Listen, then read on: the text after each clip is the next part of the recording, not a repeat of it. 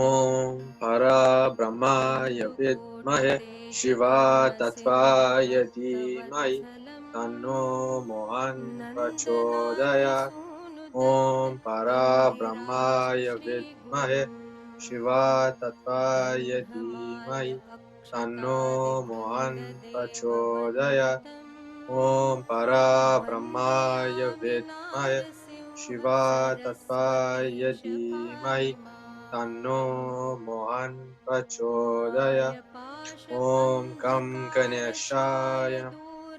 Om Triambagam Yajamahe Sugandhim Pushti Vardhanam Urvarukamiva Vandana Mrityo Mukshayamamritat.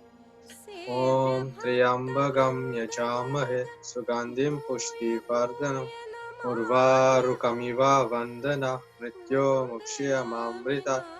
Om Triambagam Yajamahe Sugandhim Pushti Vardhanam Urvarukamiva Vandana Mrityo Mukshayamamritat. Om Alimbaglamukhi Umpat Swaha. Om Alimbaglamukhi Umpat Swaha. Om Alimbaglamukhi Umpat Swaha. Om Shri Guru Datta. Om Shri Guru Datta. Om Shri Guru Datta. Om Namah Shivaya. Om Namah Shivaya. Om Namah Shivaya. Om Para Brahmane Namah. Om Para Brahmane Namah. Om Para Brahmane Namah. Om Para Brahmaya Vidmahe Shiva Tattvaya Dhimai Tanno Mohan Prachodayat. Namaste everybody. We'll be reading chapter 1. Namdharak is blessed with the vision of Shri Guru Nath.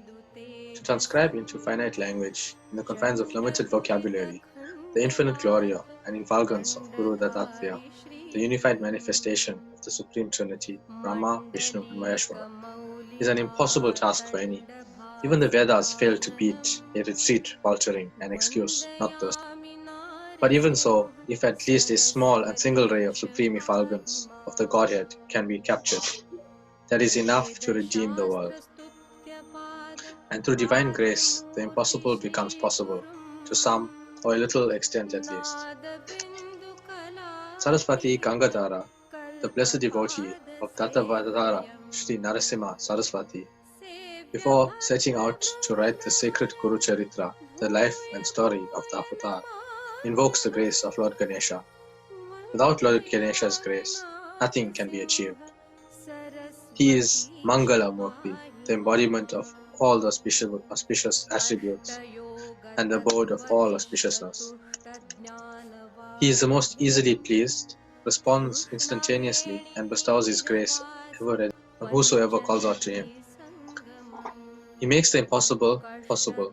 With his grace and help, the sage Vyasa could compose the incomparable, monumental Mahabharata, the ever greatest of the epics. Saraswati Gangadhara extols Lord Ganesha as follows. You are the remover of all obstacles. You keep your large fan-like ears always waving. The air waves produced thereby drive away all the obstacles in the path of your devotees. In your stomach rest all the worlds, and that is why you are extolled as Lambodara. Even all the gods have to worship you alone first, before undertaking any of the divine tasks. I pray you have to bless this venture of mine and help me through. Next, Saraswati Gangadhara invokes the grace of Mother Saraswati, the bestower of all knowledge and wisdom. He prays, O Mother, you are the mother of all the Vedas. Without grace, man cannot pronounce even a syllable. You are the life force behind the sound, faculty of man. You are the indweller in all of the fourfold aspects of sound, namely Para, Pasyanti, Madhyama, and Vaikari. Is formed the subtlest of the grossest expressions of sound. I beseech you to bless me and help me in this venture of mine. Saraswati Gangadhara next prays to the three Murtis and to Sri Dattatreya. He prays, O Lord, you are the primeval Guru.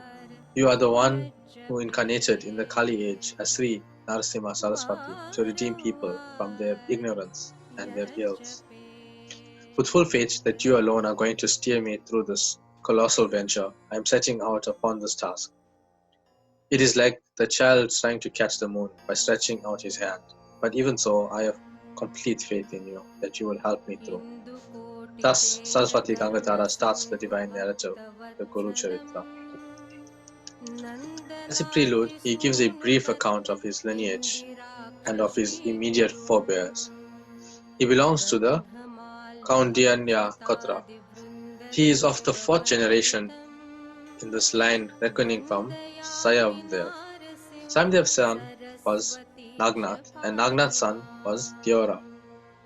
All of them were staunch devotees and worshippers of Guru Nath.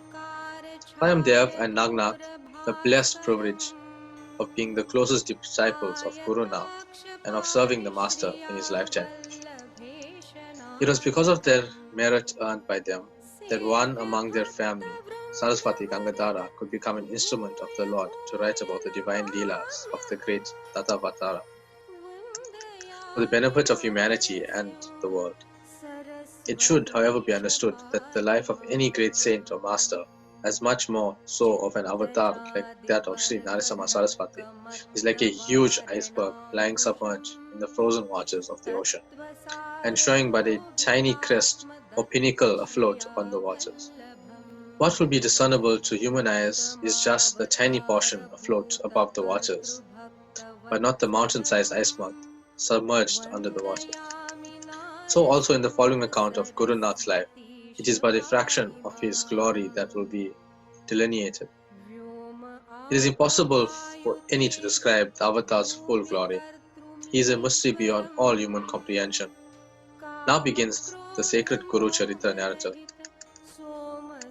There was once a devotee by the name of Namdharak, who had a great yearning to visit the holy Gangapur for darshan of sacred Guru Padukas, the Nirguna Padukas of DattaTapovan Sri Narasimha Saraswati Deva. Most authentic anecdotes how Guru Nath continues to shower his grace on all seekers, even after his Mahaprasthana, and that a pilgrimage to Gangapur is sure to soothe the mind, to satiate the yearnings of the heart, and to quench the thirst of the soul, and to allay the hunger of the spirit for all the devotees. With great expectations and hope, Namdharak set out from his far-off village to Gangapur. The journey was long and arduous. He was very exhausted and had lost all stamina. He was seized with despair as to whether he would survive and be able to reach the destination at all. No mother ever forsakes her child. The cow comes seeking its calf. Namdharak had a wondrous dream. Guru Nath Sri Narasimha Saraswati Deva stood there before him, casting his benevolent looks upon him and placing his hand on his head as a token of his blessings. Namdharak's joy knew no bounds. He fell at Guru's feet. He sang out long hymns of praise to the Lord. He offered mental worship to him. He collected the dust from under the feet of the Lord and smeared it on his own forehead and all over his body. He was overwhelmed with joy. This concludes chapters 1. Om Para Brahmaya Vidmahe Shiva Tattvaya Dhimai Tanno Mohan Prachodaya. Om Para Brahmaya Vidmahe Shiva Tattvaya Dhimai Tanno Mohan Prachodaya. Om Para Brahmaya Vidmahe Shiva Tattvaya Dhimai Tanno Mohan Prachodaya. Thank you so much for joining us. Please do subscribe to the page as well as click on the bell icon so you can receive notifications once we upload the next chapters. Jai Mohanji.